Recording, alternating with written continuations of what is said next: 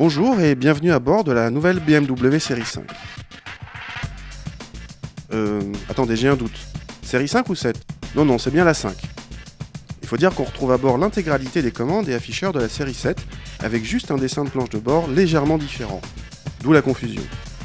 Les acheteurs de cette nouvelle série 5 ne se plaindront donc pas puisqu'ils ont droit à l'environnement de la gamme supérieure et à la même technologie.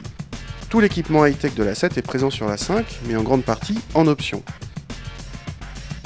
Citons la boîte auto à 8 rapports, l'afficheur tête haute, qui regroupe pas mal de fonctions dont le guidage GPS, très pratique. Il y a le détecteur de franchissement de ligne, équivalent de l'AFIL de Citroën, le capteur d'angle mort, les petites caméras de vision latérale à l'avant, la vision nocturne, ou encore un nouveau régulateur de vitesse adaptatif capable de gérer un freinage d'urgence. Notre série 5 était une 530D en finition exclusive haut de gamme, avec la fameuse boîte auto à 8 rapports, les 4 roues directrices et la suspension pilotée. Bref, bardée d'options.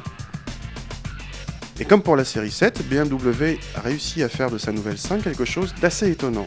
Capable, selon la position de la suspension pilotée, d'être à la fois très confortable, mais un peu moins moelleuse qu'une 7 quand même, ou au contraire, très dynamique. Le comportement dans son ensemble profite d'un train avant précis et incisif, et l'arrière accompagne très agréablement mais sans volonté de débordement. Les 4 roues directrices participent à cette sensation d'agilité. La direction est un régal de précision et le dosage de l'assistance est excellent. La boîte auto est rapide et douce, très bien gérée, y compris en conduite sportive.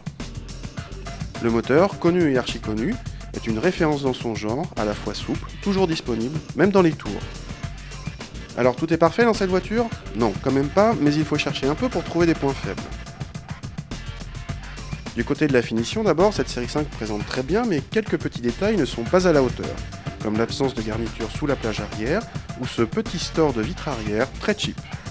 Autre regret, la place centrale arrière est quasiment impraticable à cause à la fois du tunnel central trop encombrant et de la dureté de son dossier.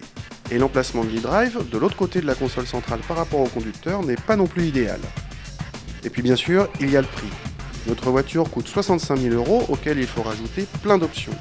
Ce qu'on regrette le plus, c'est que les équipements de sécurité high-tech cités précédemment fassent partie des options. La sécurité maximale devrait être incluse, mais à défaut, vous avez le plaisir de conduite de série.